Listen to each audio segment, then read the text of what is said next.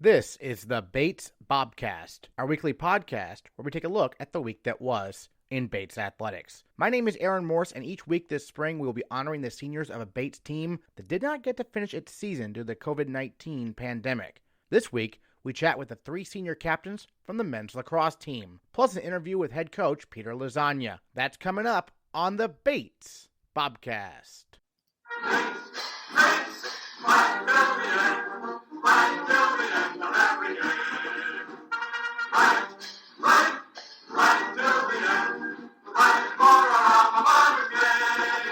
The Bates men's lacrosse team went through a lot this year, both on and off the field. Plagued by injuries, the Bobcats got off to a slow start before their season ended prematurely. Then came the news that class of 2016 alum and two-time Bates All-American Jack Allard was sick with the novel coronavirus.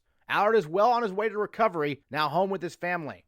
But it's been a tough few months for the Bobcats. Senior captains William Holland, Knapton and Matt Chlastawa joined the Bobcats this week to look back on their careers and reflect on what the Bates men's lacrosse program means to them. William, we'll start with you on defense, team captain this year, along with Curtis and Matt. But take us back when you were in high school looking for colleges. What ended up making Bates the place for you? Yeah, absolutely. So I'm from Ridgewood, New Jersey. I went to Ridgewood High School right outside Manhattan. When I was kind of looking for my college decision where I wanted to go, I definitely knew I wanted to go to an SCAC school. My sister went to Trinity, and obviously knew I wanted to play lacrosse. So I spoke with Coach Lasagna briefly at a recruiting tournament in Rhode Island and then scheduled a visit up in Maine. I was slated to kind of go through the classic Bates, Bowdoin, Colby. And Bates was the first school, so I got on campus, spoke with Coach Lasagna for a while, and just fell in love with the campus, just everything I learned about the program. And I absolutely loved Coach Lasagna, and right there I kind of knew it was the school I wanted to go to. Didn't end up visiting either of the other schools, Bowdoin, Colby, and I kind of just chose Bates as a place for me, and that was that. Excellent. In your first year, the team goes undefeated during the regular season, NCAA quarterfinals.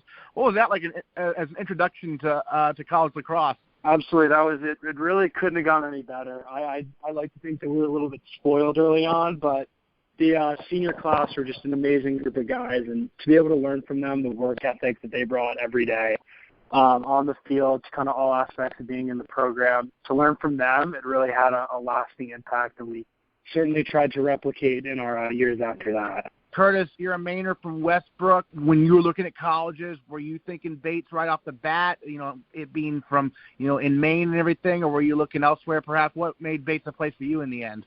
Like you said, I'm from Westbrook, and I was lucky enough beginning, I think, sophomore year of high school to develop a relationship with TJ Bell, who is an old assistant at Bates, through the Maniacs lacrosse program that Coach Allen actually runs now. He kind of hooked me up with Charlie Fay, and we just kind of got to talking, got to meet some of his friends, Kyle Weber, Jake Walsh, those guys, Freddie Ulrich, and, kind of just talked with Coach Lasagna, talked with TJ Bell, visited Bowdoin, kind of looked at Bowdoin a little bit, but I think Bates kind of early on for me was the clear front runner, and happy it ended up working out.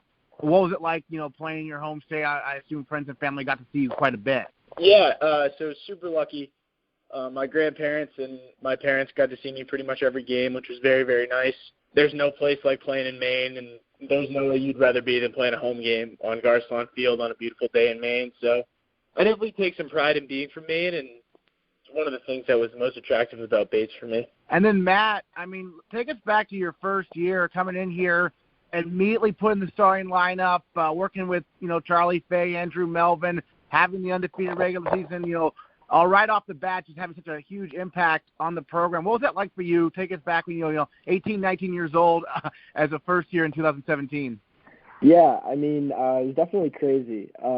The first year was kind of flew by, but it was just one of those things where our entire freshman class kind of came in and wide-eyed, bushy-tailed, just ready to get after it and play hard. And the senior class definitely was one of the most welcoming and hard-working, competitive people that we've ever really met. And it was kind of super nice to be able to adjust to just go into it and see how they kind of competed and just try to match that. So, I mean, we were fortunate enough to play throughout the fall and, like, kind of adjust. So, I mean, I guess it's a vice and also a virtue of, like, NESCAC lacrosse and, like, not having our coaches and stuff like that all fall. I think it's a testament to how well the team was really run without the coaches throughout the fall and the winter, of just having the freshmen really get acclimated to playing college lacrosse with one another. So I think, like, in that sense, having, like, the whole fall to kind of adjust to playing attack and playing against college defensemen, I think really prepared me individually, and I think really prepared, like, our class as a whole to be able to, like, compete every single day. Great. And then, William, this your senior class of 2020, I mean, there's 14 of them, based on my count here on the roster. Fairly big senior class, fairly big roster in general, of course, for men's lacrosse. But what's this group like, William? Just take us inside kind of this group's kind of personality as a unit, kind of. Absolutely. So coming in, like we've touched on a lot, our seniors, our freshman year, were incredibly close, really like kind of welcoming group. So we saw how well they got along with each other, how they pushed each other to get better, and that certainly was something we tried to replicate in our 4 years learning from them. So, like, our grade, there's a bunch of us who are incredibly close group. We try to, like, go through making decisions as a team, like, as a, like, cohesive body, making decisions as 14. And I think that really just kind of helps us have, like, a successful 4 years, just, like, being so close. We've lived with each other all 4 years, and that definitely has helped us. And then, Curtis, for you, you know, you were a captain last year as well as a junior. Got an All-America honor, second team All-New England. What was that like to have kind of a breakthrough junior season after, you know, you were playing quite a bit and contributing a lot the first 2 years as well, but what kind of changed for you in terms of, from a leadership perspective, last year perhaps? Sure. I think it was a little bit being, you know, kind of more in that leadership role and having those 2 years. I think freshman year was, you know, obviously we had that really, really great offense and a lot of really good offensive midfielders ahead of me. So to be able to learn from them, obviously I, you know, talking about Kyle and Charlie, kind of sophomore year having a little bit of a growing period of being a bigger contributor on the team, I think, and then junior year having it, you know, being able to work with Matt, being more comfortable playing with Andrew Small, and then having Jack Scribner with me as well, just kind of gave me the confidence, I think. And you know, last year's offense was pretty outstanding in terms of how well we worked together. So being, you know, one of those pieces and able to find my niche was pretty cool. You know, obviously you mentioned working with Matt, the all-time assist leader here at Bates. Curtis, what was that like to receive passes from him? Because clearly he sees the field very well. Yeah, he made my job pretty easy, about as easy as it could be. You know, Coach always talks about how scoring goals without the ball in your stick is a lot easier than scoring goals with the ball in your stick. And when you have the best, you know, quarterbacking attackman in the country throwing you the ball, it doesn't get much easier than that. Definitely made my life a lot more fun. Matt, how did you develop that field vision? I mean, it was obviously, you know, it was there right away. You had 32 assists as a first year. How do you work on that? How do you see the field so well in terms of, take us inside that a little bit from a playing perspective? Well, I think, like, over the years, it definitely progressed. It was one of those things where freshman year, let me just start out with, like, when you're on a team of, like, 60 guys and it's all, like, one collective action, one collective goal to win every single game, you really just try to find your role within the team and just try to do that to the best of your ability. So, like, freshman year specifically, I didn't have to do a lot of feeding. I didn't have to do a lot of dodging. Like, I wasn't asked to do any of that, and I don't think I was ready to compete and do that the way that the upperclassmen were able to do. All I was really asked to do was to be a really good facilitator, be a really good off-ball player, and finish the shots that I had the opportunity to have.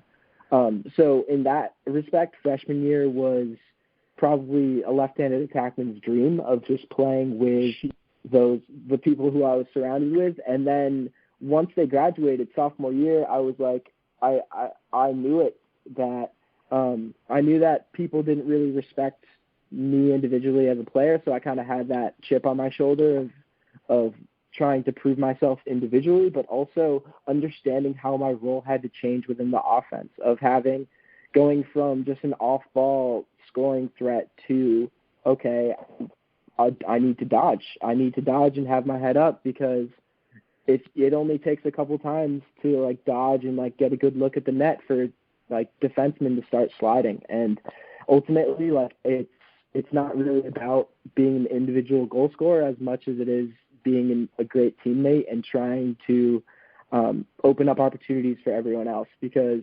it's relatively easy to stop someone offensively when they're kind of one-sided. So, and I knew that going into it, so that was definitely something that each year I kind of tried to progress a little bit as a player, of having sophomore year trying to prove myself as a Dodger, junior year try to improve myself as a Dodger and a feeder, and then senior year was a whole different animal. But I think recognizing where my spot was on the offense, I think really helped me adjust to how our team as a whole changed. Certainly. And William, obviously this senior year has been difficult on a number of fronts, obviously for the entire college, but men's lacrosse in particular. You mentioned earlier you're from Ridgewood, New Jersey. Jack Allard, class 2016, also from Ridgewood, New Jersey.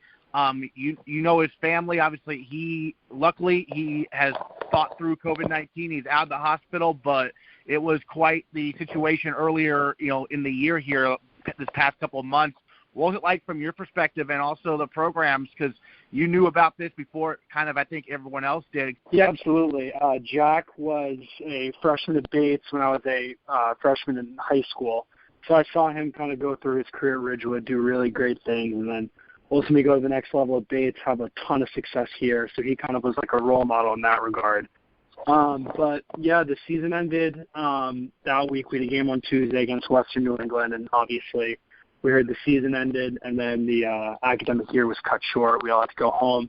So obviously we're all incredibly disappointed about that. Obviously no one wants their senior year to get cut short, especially with the goals that we had. But then coming home, like living in the New York metro area, kind of seeing how bad it was here, like a ton of cases in Bergen County. Obviously, New York is the epicenter. And then hearing about Jack's story, someone who I know personally, who was such a big part of this program, who's had the success he has, I think it really put in perspective for all of us how serious this was. How it was kind of like a young, healthy person who like was really in our situation a few years ago playing across for Bates, and seeing how like someone like that could get as sick as he was. I think it all kind of put in perspective how we had to cut our season short and go home, kind of for a larger purpose, to kind of try to beat this. Have you got a chance to talk to him since he's been released from the hospital? Yeah, our team did a little fundraiser, and we brought the Allards dinner. And when we dropped off the dinner, I was able to see Jack. And then he shot me a text. So just to see him up and about and to be out of the hospital, it's really amazing. And it's so encouraging. It's really the type of win we all need to see right now. Curtis, I don't know how well you knew Jack at all, but what are your thoughts on how this team has fought through this crazy kind of situation here over the past few months? Yeah, I think Jack kind of symbolizes everything that we like to think that Bates lacrosse is. Like a super tough guy, fierce competitor with a chip on his shoulder, kind of going through that every day. Like Will said, it's such a crazy, thing to have a guy that had that much athletic success and was that big a role model to all of us, coming in. Like, he's the reason Matt wears 45. Right. To see him kind of go down with it, and then just see his heart and his fight throughout it, and then, the Bates community, but also just the lacrosse community more broadly to kind of rally behind Jack. Guys like professional players, Paul Rabel, who runs the professional lacrosse league, giving Jack a shout out, really shows kind of the close-knit nature of our sport, which is super encouraging. It was really, really awesome to see him pull through it. I was going to say, yeah, Matt wearing number 45, lefty scorer, just like Jack. So you have a connection to him there as well, right? Yeah, definitely. I mean, just like Holland and just like Curtis, you kind of see these players playing throughout their time at Bates before you even get a chance to put on Bates jersey. So that was definitely someone that I looked up to as an attackman. And just being able to, when he graduated, I was fortunate enough to, when he graduated, that left-handed attack spot became open. And I knew coming in freshman year, like, that was the only opportunity I was going to have. And I was like, I'm going to try my best to wear his number and just try to compete the way that he did. I mean, it's not hard to admire his like low to high, like time in the room shot. Like that's not something that every attackman in the country wants to be able to just consistently hit that, because it's just one of like the most beautiful shots in the world to see. And like seeing that consistently hit and seeing like the way that he played the game in high school was something that I was like, oh wow, this is something that I would love to embody and try to replicate.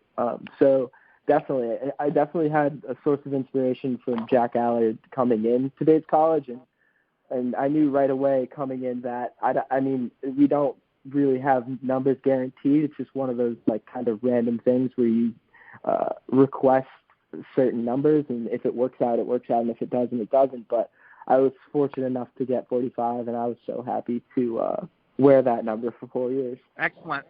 William, take us back. Obviously there's a lot of memorable games for the senior class, but if you had to isolate maybe a couple that really stand out to you during your time at Bates that you think you'll remember, 10 years down the road, what would those be from your time as a Bobcat? Absolutely. I think one that really comes to mind is the Wesleyan game last year.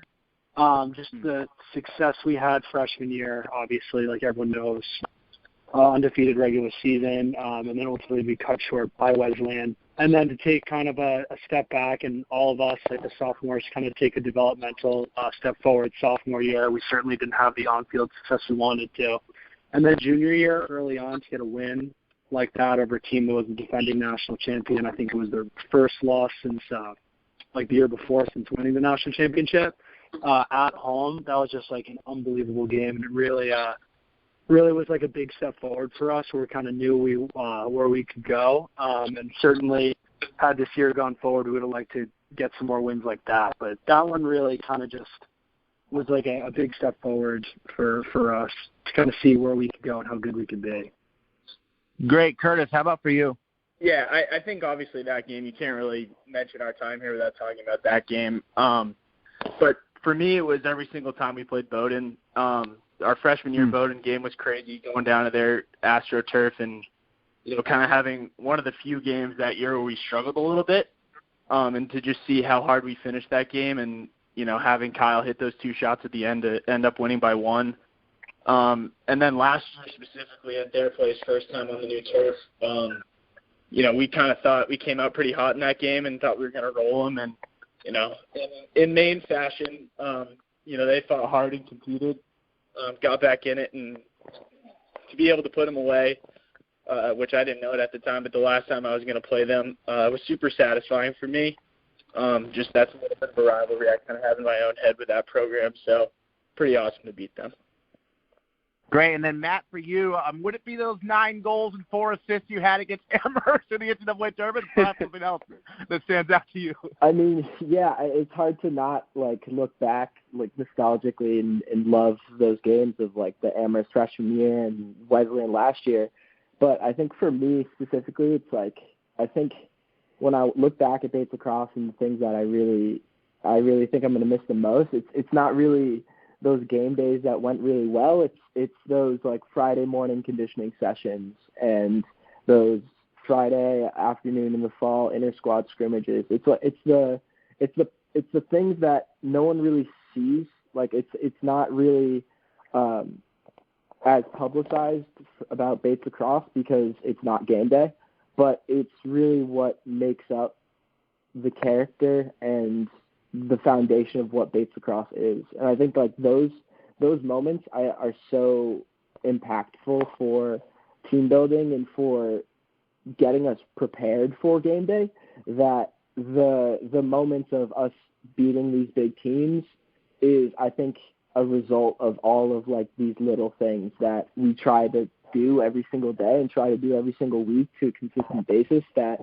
it makes those things super. I guess looking back, it's easier to look back than it is while you're in it. I mean, when you're walking to conditioning class Friday morning, you're not in appreciative gratitude. You're not grateful for what's about to happen, but it's one of those things looking back to where like I would give a lot to go to a Friday conditioning class with Mike Seltzer and just like run. Like that's just one of those things that is such a part of Bates Lacrosse that it's hard not to appreciate. Going around the panel again here, William, any final thoughts you want to share about your time on the men's lacrosse team at Bates that we haven't gotten to talk about yet? I think we're in such an interesting situation. Like obviously having had the year cut short, and then we all kind of have to stay at home with social distancing. So we've had kind of a lot of time to think about it and digest the season ending in the fashion it did. And it's really to kind of echo what Matt said, the things that I'm really going to miss about playing lacrosse at Bates. It isn't really, obviously we love the big wins. You certainly try to forget the tough losses, but yeah, the day-to-day, just like spending time with the guys, like I think one of the strengths about our program is how close and strong our relationships are, like with each other, the players, with the coaches. I think it really is something unique, and I'm just going to miss after like a nice, long, hard week of practice, like getting ready on Friday for a big game on Saturday. Just stuff like that is really going to be what I miss, and certainly going to look forward in our next aspect of our Bates athletic career is cheering those guys on next year and in years to come as they do big things. Great. Curtis, how about for you? Any final thoughts you want to share? Yeah, I just think what I'm going to really remember most about my time is kind of the progression to the level of commitment that we saw, from across the board. Obviously, our freshman year, it was really great having this really, really talented team that won 1 billion games. And then kind of moving on from that, having a tough year sophomore year, coming in as a junior, it was, what changes can we make? What things can we do a little bit differently to try to improve ourselves? Just kind of changing, mentality for practice. We added in a morning lift senior year, just, doing little things differently to try to do things that we'd never done before and accomplish our goals of, NESCAC tournament success, getting back to the NCAA tournament, things like that. So to be able to have those things go really well and really see kind of a jump forward athletically with our team, through the help of Coach Seltzer, Coach Dean, Coach Lasagna.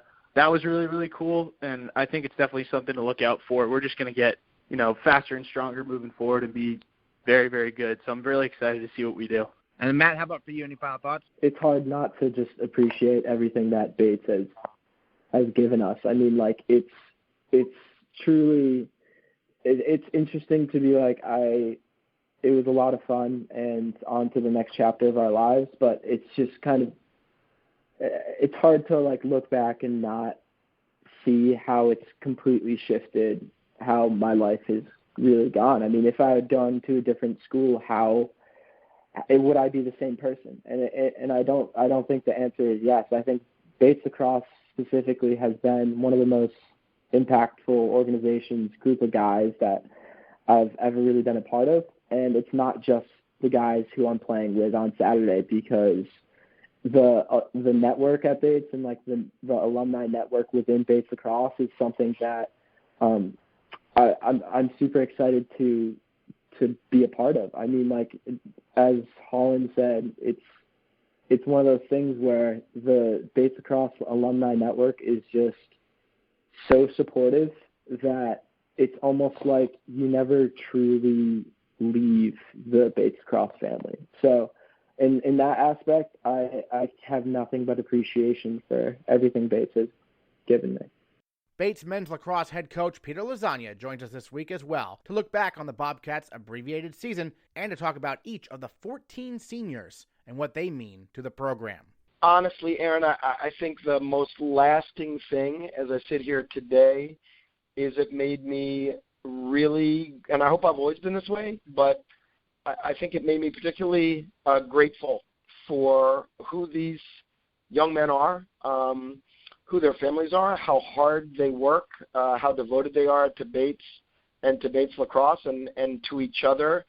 And, as Holly said, when we did a virtual senior day a couple weeks ago, and Holly asked if she could be on it, my wife, and I, of course, I said yes. And, at the end of it, she just said, you guys don't understand what a hole this has left in Peter. And she didn't mean being 1-5, and she didn't mean how all the bizarre stuff and the absurd injuries and all that stuff. I mean, maybe that was wrapped into her statement, but it was just not being able to finish, not being able to finish with these men who have been with us. I mean, it's a big group, and they've been with us for 4 years. And so the biggest impression is just that, it's made me really appreciate them, really appreciate, as I said, their devotion and their commitment. And I hope it makes me really grateful, and I hope it makes us all really grateful for the blessed time that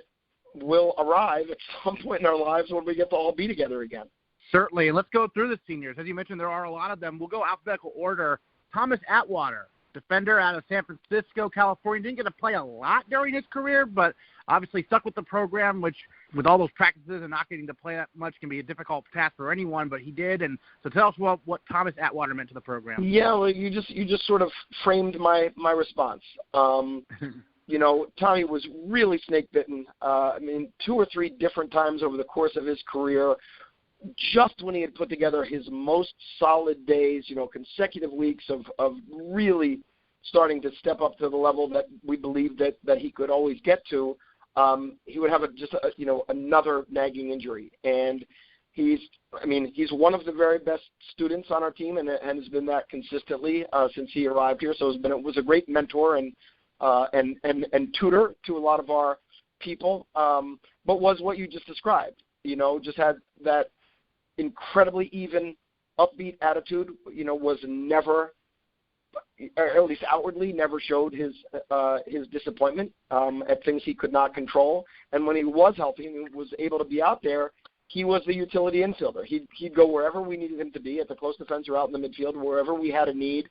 And again, and you just said it, and I think this is becoming more and more rare with time, he really cared about coming to practice and competing at a really high level and helping his team prepare. And so if the most important thing that he could do for the team that day was really devote himself to understanding the scout man down or the scout defense of the other team, he was going to do that. And that's special. That tells you a lot about him, and he will be incredibly successful in life. Matt Chlastawa is the all-time points leader in Bates men's lacrosse history, and he got to play in just 3 games as a senior because he was injured to start the year. I mean, that's an incredible feat. He's been through it all. He was the lefty finisher the first year. He ran the offense the last couple seasons. I mean, what more can you say about what he's been able to accomplish? One of the great players in the entire program's history here. Yes, you described him well, and I will have the rest of my life, though I know this is not rational, I'll have the rest of my life to be mad at myself for when Matt was honored as Male Athlete of the Year this past fall, coming out of his junior year, obviously, which was spectacular. I made the comment out loud in public, that Matt was a 3-time All-American already, and so likely to be the first 4-time All-American in the history of our program. And clearly I should not have said that out loud. And I think we learned, we didn't get to see the player that Matt would have been had he not been injured in November, obviously. But what we did see, and what we already knew that about Matt, but what was really demonstrated boldly from the moment he got hurt was that he just kept the mantle of leadership first and foremost. And so now it was not about him, and it was not about, he worked really hard to get better, obviously, and got back out onto the field, but he knew it was not going to mostly be about him. It was going to be about helping other people prepare, helping the people that were going to be asked to try to replace him, or at least play the position, to help get them the most ready, and just to keep people focused on everything else but him. And again, that tells you what an extraordinary young man that he is, and how lucky we were to have him. We all sure wish, as Matt and his family and all his friends and teammates do, that we would have been able to see him play. What we got to see was we got to see some other people step into opportunities, and some of them do really, really great things with those opportunities. But he's a special player. The all-time leading scorer. You don't have to say a whole lot more than that, but he really, he elevated his game when it mattered most, and it's been a joy to coach him, and I can't wait to have him be a great alum. Certainly. And Sean Clark, 5'10" midfielder out of Mill Valley, California, saw a lot of action. I think his last couple of seasons. Maybe not a lot of stats necessarily. One of those positions where might get overlooked, but he was a key contributor certainly the last few years, wasn't he? No, absolutely. And in a fine line that we've been blessed with in the last bunch of years of a guy who was a really, really good high school offensive player and again, an incredibly, staggeringly good student. He and Tommy Atwater went to the same high school, were in the same class, got recruited at the same event. And Sean Paul made the transition, as early as his first year, just observing and looking around and going, I can have a really positive impact on this team if I'm willing to learn how to play defense. And so you take a decorated offensive player, attackman and midfielder in high school, and you come to the NESCAC and come into Bates, and you just devote yourself to being in the best shape you possibly can, being as physically and mentally tough as you possibly can, and being a true two-way midfielder, but with a big focus on defense. And I don't know if you know this, I don't know how many other people outside of our team or family or the training room know it, but Sean Paul had a very serious injury that he dealt with all year long in his wrist and hand. And if you were going to ask a short-stick defensive midfielder who has to jam, a really good offensive player on the other team every play, what part of your body would you like to not have hurt? You would say your hand and wrist and forearm. And so Sean Paul was incredibly tough this year, but was really important throughout his career, and is working on being in officer candidate school in the Navy. Awesome. Another senior from California, Drew Collins out of Piedmont, California. Again, a guy maybe didn't necessarily get a lot of playing time. It's a very deep team, but he stuck with the program as well. Yeah, he did, and he was somebody who coaches talk about how every team needs these people. I'm not, it's not always exciting to be this person, but Drew was that person that made our team as a walk-on as a freshman. A really, really, really good team, exceptionally good team, and just kept staying with it and just kept getting better. And I really needed to use him in a bunch of different ways. Really to help us be productive as a practice team, and that was largely his role. And he was dedicated and put his head down and kept on waiting for his break, kept on preparing for his break, and his break was just about to come late in the spring of his junior year. And we finally decided to give him a shot. He's a big, strong, fast, athletic kid, shoots the ball well, and just goes really hard, competes at a really high level. And we decided to take a look at him in the midfield as an offensive midfielder. And boy, did he have an explosive couple days of practice and was just about to get his first significant time in the game as a midfielder, and then got hurt. So again, he got hurt again this year, came back and was just a perfect teammate. Filmed, statted practice, statted games. Was just an unbelievable teammate and a great human being. Walker Cooney, 6-footer, midfielder out of Bloomfield Hills, Michigan. Again, a guy who maybe necessarily didn't pile up the stats, but got a lot of playing time and was a key contributor certainly through his career here. What did he mean to the program, and how'd you get him there out of the Midwest? Yeah, I saw him at New England Top 150 and was really impressed. And again, not unlike Sean Paul, Walker was recruited as an offensive midfielder, a strong, fast, really smooth athlete, a wonderful person, very thoughtful, really, really bright, and very philosophical. Loved to stop into my office and talk about all kinds of things, even if it didn't include lacrosse, and just kept grinding, and we decided a few years ago that he could really help us as a two-way defensive midfielder who was going to create his offensive opportunities by getting a stop at the other end. And then was somebody who really started to come into his own at the end of last year and then this year as an offensive midi. And in our very last game, of our season and his career, he played the most running on the first midfield, really in a sort of 3.5, 4-man rotation on the first midfield. He played got the most offensive reps in the last couple games of his entire career. And so that's a really cool story, and that's a really cool arc.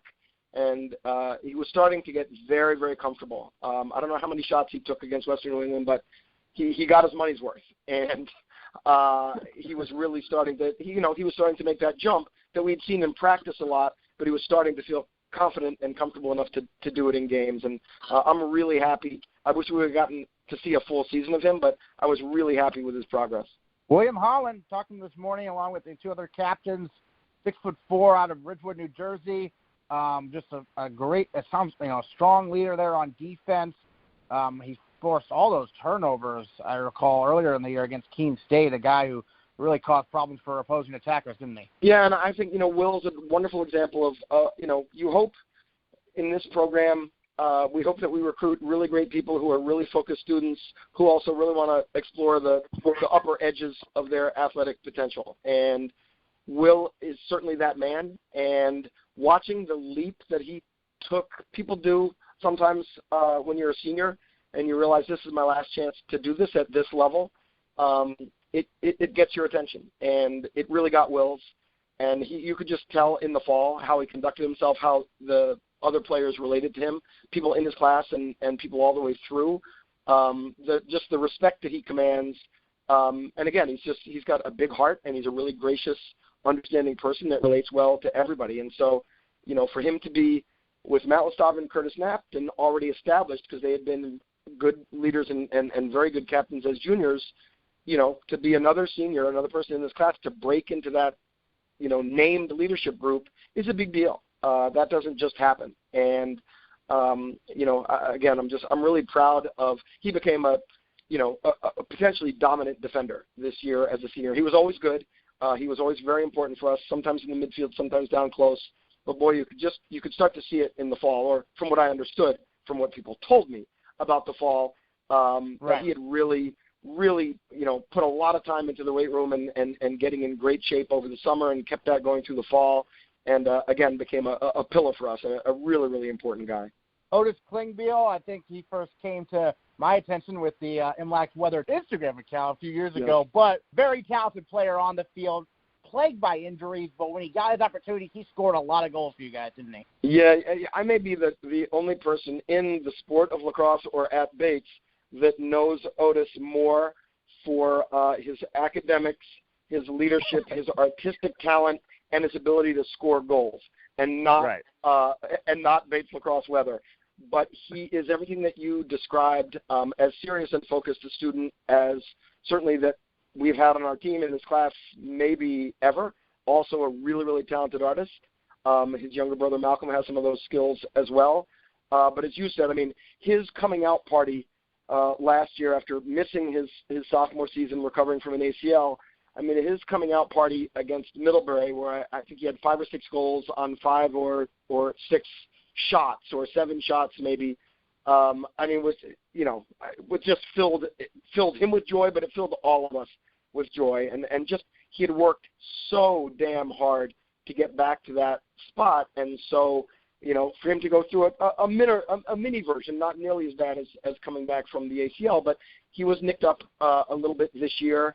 And, again, just would never say boo, just comes out to work as hard as anyone out there every single day. Again, totally devoted to his life outside of lacrosse as well, and achieves at a really high level there. And, again, you want to know who Otis Klingbeil is as a man, go to our last game when we knew that there was at least a good chance that we might not have a lot of games after that, and we had gotten ourselves into a pretty deep hole by halftime against a really good Western New England team, and Otis just, tried everything he could to bring us back. And again, I think had another 5 goals on 6 shots day. I think, again, Matt Chlastawa attracts a lot of attention. Brendan does, Curtis Knapton does. But, boy, in terms of his lifetime scoring percentage, I'm not sure who was ahead of Otis. Yeah, and it's abbreviated year. He was second on the team in goals behind only Jack Scribner. But Curtis Knapton, All-America honorable mention a year ago, one of the captains, a Mainer from Westbrook. When you get Mainers who can be All-Americans, that's a big bonus, isn't it, Coach? Yeah, and I would even get more specific than that, Aaron. I would say when you can get a outstanding student athlete leader from Westbrook, Maine, who becomes a collegiate All-American, you have found a particularly special human being. And again, Curtis was, since we first started to get to know Curtis struck us, impressed us with his coachability. And he's just one of those people that, multi-sport athlete in high school and just fell in love with lacrosse and decided that lacrosse was the sport that he wanted to try to pursue at the highest possible level, and actually jumped out at the CBB Prospect Day. I think the first CBB Prospect Day we ever did, on a miserable day in Waterville when it was 48 degrees and pouring rain. And a lot of kids from all over the country decided they didn't really feel like playing lacrosse in front of the Bates, Bowdoin, and Colby staffs. And the kid from Westbrook, Maine didn't feel that way. And Curtis announced to us who he was. That's why we wanted to get him, wanted him at Bates.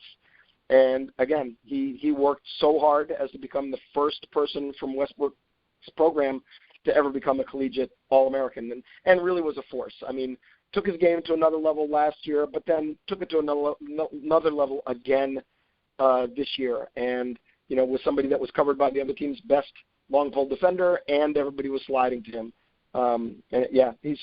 He's a great person. He's a great leader, and one of the best midfielders in the country. Brendan Mullally, Mr. Behind-the-Back goal, it seemed like every year he'd have at least one.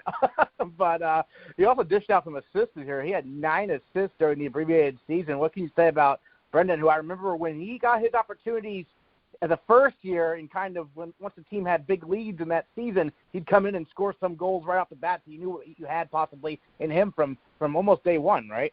Yeah, some people are natural scorers, and Brendan Mullally is a natural scorer with a really high lacrosse IQ, who just is a step ahead. I mean, that's how he scores most of his goals, is that he just sees not only where his teammates are going and where he might be to be in a great spot to catch the ball and score, but he's also a step ahead of his individual defender and the team's defenders.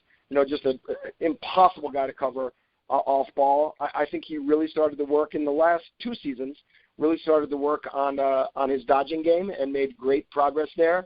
But then this year, realized that with Matt out, and even when Matt came back, Matt limited, that we're going to have to replace not just Matt's 40 or 50 goals, but Matt's 40 or 50 assists. And as a senior and a leader, Brendan took that upon himself. We would sort of make jokes about what he had become an assist-only guy, and as much as I loved him and praised him for becoming a great feeder, I also really implored him to become that scoring threat again. But again, I think you see it's true in all sports, but every defender is covering a different person if Matt Chlastawa is out. And I think that impacted everybody on our team, certainly the attackmen, and impacted Brendan. He and Matt hooked up for so many exciting goals over the course of their respective careers. And so Brendan had he had to play a different game this year. But, he never stopped fighting, never stopped scrapping. We just needed to generate more shots for him, quite honestly. Surya Ramasamy, tell us about what he's meant during his time at Bates. Obviously, it's tough to get playing time, but he was sticking with the program as well. Yeah, I mean, he came in with this a really, really, really great class at the height of our program. Very, very controlled, really good stick. I actually, as a high school player, he jumped out at me as a guy who could dodge and shoot on the run, and was really needed to be a great practice player. He probably didn't know on a daily basis what position or at what end of the field he was going to be playing. But again, he was very willing to do anything he could to continue to get better, which he tried. He worked on that every day that he was at Bates. But also, how can I help this team get better at practice every day? How can I help my teammates get better? And if you want to be great, you have to have some selfless people like that. And Surya is one of those people. He's a very talented beats and music producer. Spent all of last summer interning out in California, and that was a lot of why he decided to step away and focus on school and his potential music career last year. But then when he approached me and said that he wanted to come back, I was excited to give him an opportunity to come back, and he was a great teammate for us this year. Great. R.J. Sarka, another Mainer from Cape Elizabeth, had a solid season really last year with 7 goals and assists as well. As a midfielder and another Mainer, did he come to some of those CBB camps as well?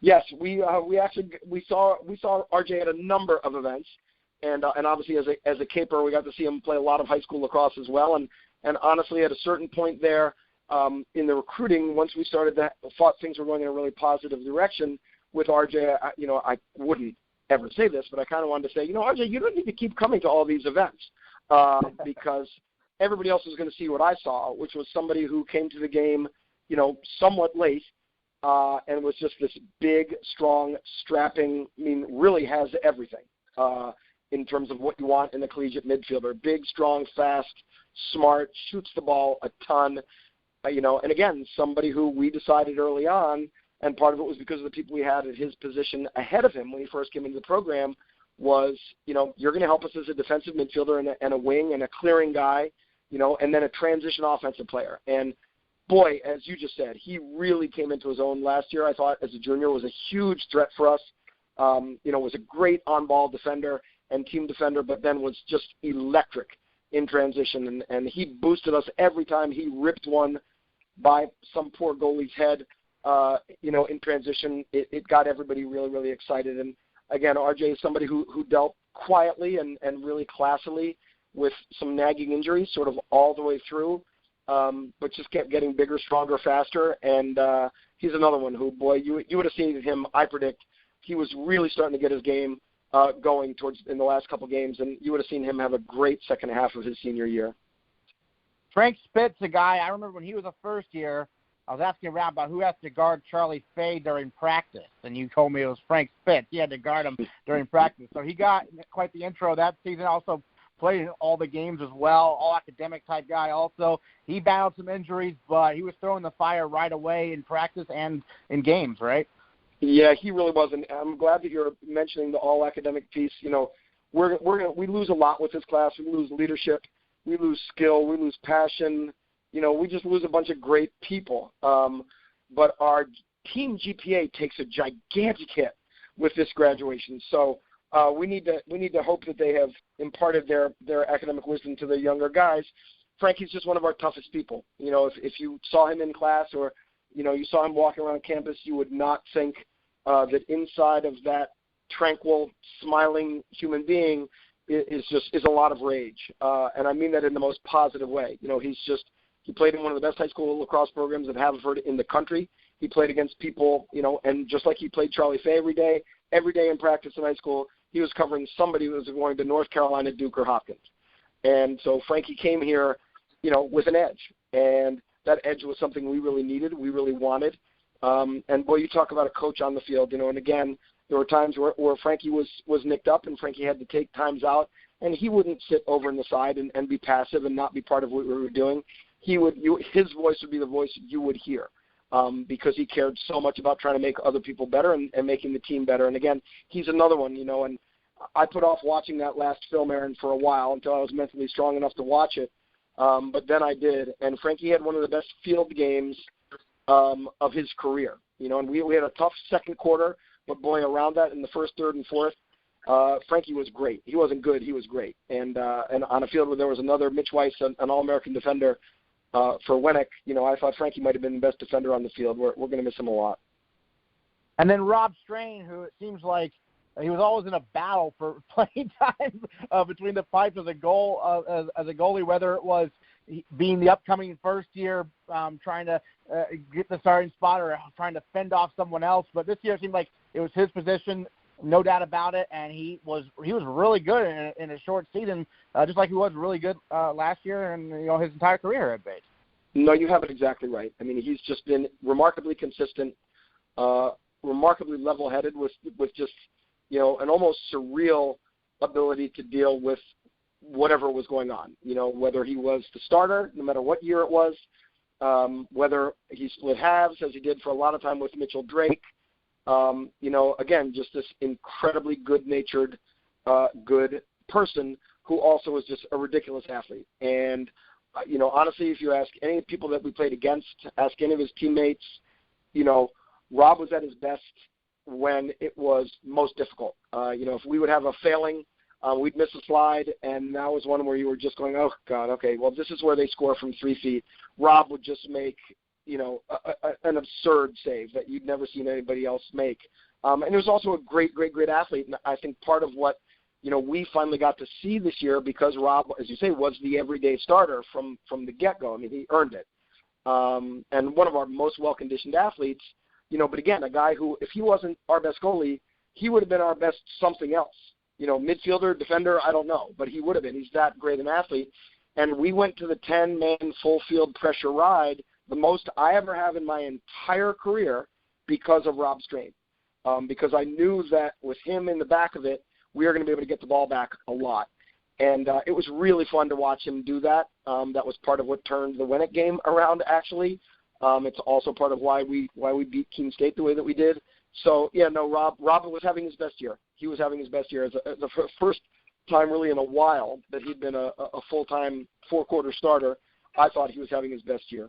And then Jack Walsh, to wrap things up for the seniors here, a guy who he had to be ready. You might send him in there to handle face-offs at a moment's notice, certainly his whole career, and another guy who was all academic for the Bobcats.